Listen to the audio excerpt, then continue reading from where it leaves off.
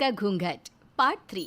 अब तक हमने देखा कि देविका की हालत बहुत नाजुक है, लेकिन घर के आदमी उसे डॉक्टर के पास नहीं जाने दे रहे हैं और जोगिंदर ने घर के मेन गेट पर बहुत बड़ा ताला लगा दिया है।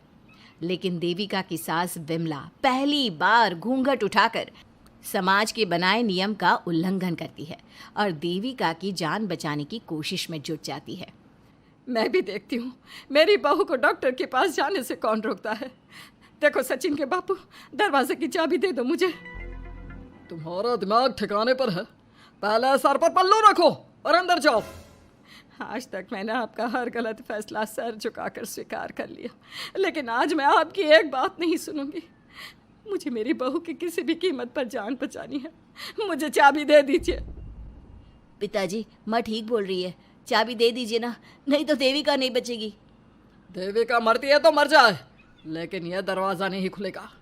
तुम सारी औरतों को इस देविका नाम की बीमारी ने पागल कर दिया है और इस बीमारी का अच्छी तरह से इलाज करना आता है मुझे। वीना बेटी, सुजाता बहू, जाओ अंदर से देविका को लेकर आओ। विमला ये बोलकर अपने पति के हाथ से चाबी छीन लेती है। तभी महेंद्र विमला का हाथ पकड़कर चाबी विमला से छीन लेता है। भाभी, घर के मर्दों से टक्कर लेकर आप अच्छा नहीं कर रही हो। ये इस घर के संस्कार नहीं है। महेंद्र की बात सुनकर कम्मू अपने पति के हाथ से चाबी छीनकर कहती है, इस घर के संस्कार क्या है हम अच्छी तरह से जान गए हैं। आज इस घर का दरवाज़ा खुलकर रहेगा और देविका डॉक्टर के पास जाकर रहेगी। भाभी, ये लो दरवाज़ा खोलो। विमला ताला खोल देती है। तभी वीना और सुजाता देविका को लेकर आ जाती हैं। घर की सारी औरतें देविका को लेकर घर से जा रही होती है कि तभी सुजाता का पति मोहन उससे कहता है, सुजाता, तुम देविका को लेकर इस घर से निकल तो रही हो, लेकिन याद रखना, अगर तुमने एक कदम भी बाहर निकाला तो वापस इस घर में मत आना। मैं देविका के साथ अस्पताल भी जाऊंगी और वापस इस घर में भी आऊंगी। देखती हूँ कौन रोकता है मुझे।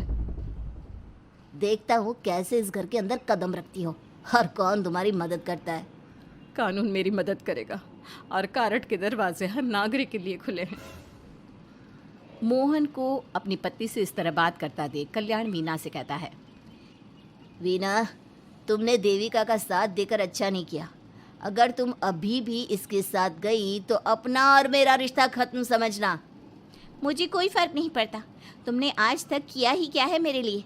तुम खुद घर जमाई बनकर मेरे घर में रह रहे हो। कभी 100 रुपये की साड़ी दिलाई है मुझे। मेरे आने से पहले मेरा घर छोड़कर निकल जाना, समझे। ये बोलकर वीना और घर की सभी औरतें देविका को अपने साथ अस्पताल ले जाती है। वहाँ जाने के बाद डॉक्टर जल्दी से देविका का चेकअप करता है। चेकअप करने के बाद वो गुस्से से कहता है, ये क्या किया है तुमने? क्या हुआ डॉक्टर साहब? आपकी बहू की इतनी ज़्यादा हालत ख़राब है और उन्हें चोट भी लगी है, फिर भी आपने उन्हें हॉस्पिटल लाने में इतना लेट कर दिया। आपको 3 दिन पहले ही इन्हें हॉस्पिटल में एडमिट करवाना चाहिए था। हमसे गलती हो गई डॉक्टर साहब, लेकिन आप जल्दी कुछ करिए। हमारी बहू और उसके बच्चे को बचा लीजिए। देखिए, अभी कुछ भी कह पाना मुश्किल है। हम माँ और बच्चे में से किसी एक को ही बचा सकते हैं। आप सोच लो किसे बचाना है। डॉक्टर साहब, आप देविका को बचाइए, उससे कुछ नहीं होना चाहिए। देखिए, हमें देविका का ऑपरेशन करना पड़ेगा। आप इनके पति को बुलाइए, हमें कुछ पेपर पर साइन करवाने हैं। डॉक्टर की बात सुनकर सभी औरतें सोच में पड़ जाती हैं। तभी वीना कहती है, डॉक्टर साहब, इनके पति नहीं आ सकते। ये इनकी सास है विमला देवी, आप इनसे साइन करवा लीजिए। लेकिन पेशेंट की हालत इतनी नाजुक है, इनके पति है कहाँ? वो अपने आदमी होने का धर्म निभा रहा है। पति धर्म के बारे में उसे कुछ नहीं पता। डॉक्टर साहब, वो नहीं आएगा। क्या क्या करना है आप मुझे बताइए। थोड़ी देर बाद डॉक्टर देविका का ऑपरेशन शुरू कर देते हैं। जब वो ऑपरेशन थिएटर से बाहर आते हैं तो कहते हैं, आप लोगों की किस्मत अच्छी है, देविका भी सुरक्षित है और उसका बच्चा भी। डॉक्टर, बेटा हुआ है या बेटी? बेटा हुआ है। सब लोग बहुत खुश होते हैं। कुछ दिन तक देविका उसी हॉस्पिटल में रहती है और उसके ससुराल की औरतों ने उसका बहुत ध्यान भी रखा। अब देविका कुछ हद तक ठीक हो गई। डॉक्टर ने देविका को घर जाने की इजाज़त दे दी, लेकिन सभी सोच में पड़ गए। हम भाभी को घर ले तो जाएं, लेकिन माँ, आपको घर का माहौल पता है ना। देविका भाभी अभी पूरी तरह से ठीक नहीं हुई। भाभी वहाँ आराम नहीं कर पाएंगी और पता नहीं घर के सारे आदमी हमारे साथ क्या करेंगे। माँ, क्या हम डॉक्टर से बात करके देविका को थोड़े दिन और यहाँ नहीं रख सकते? जब वो पूरी तरह से ठीक हो जाएगी तो उसे यहाँ से ले जाएंगे। ये बात सुनकर विमला सोच में पड़ जाती है। तभी कम्मो कहती है, तुम दोनों ठीक कह रही हो, मैं अभी डॉक्टर से बात कर लेती हूँ। कम्मो डॉक्टर से बात कर लेती है और देविका कुछ दिन में बिल्कुल ठीक हो जाती है।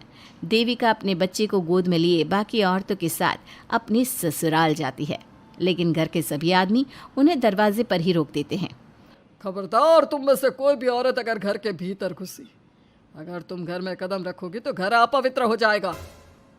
घर हमारे कदम रखने से अपवित्र नहीं होगा, बल्कि आपकी गंदी सोच की वजह से घर क्या, अरे पूरा समाज अपवित्र हो रहा है।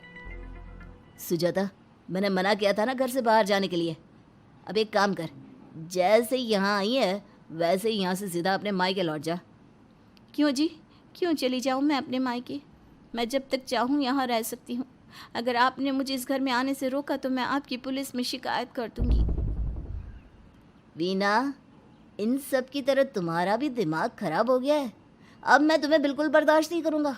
तुम्हें ऐसी सज़ा दूंगा कि तुम याद रखोगी।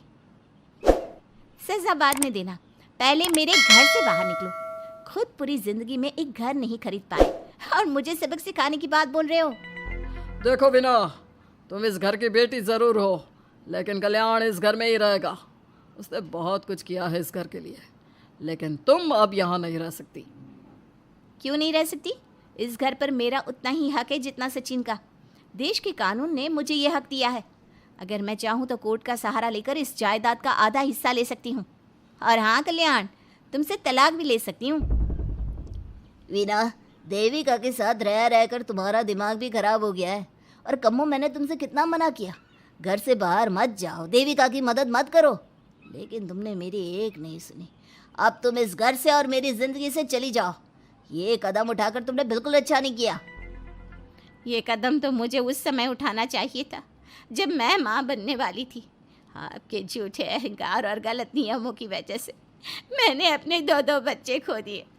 अगर उस समय मैं दाई अम्मा से इलाज ना कराती और हॉस्पिटल चली जाती तो सचिन के बराबर मेरे भी 2 बेटे होते। सभी पति इस बात पर अड़े हुए थे कि वो अपनी अपनी पत्नियों को घर के अंदर नहीं आने देंगे। देविका बहुत देर तक सबकी बातें सुनती रही। फिर उसने अपने पति से कहा, सचिन, तुम्हारे घर के आदमियों की बात तो मैंने सुन ली। अब तुम बताओ, तुम्हारा क्या फैसला है?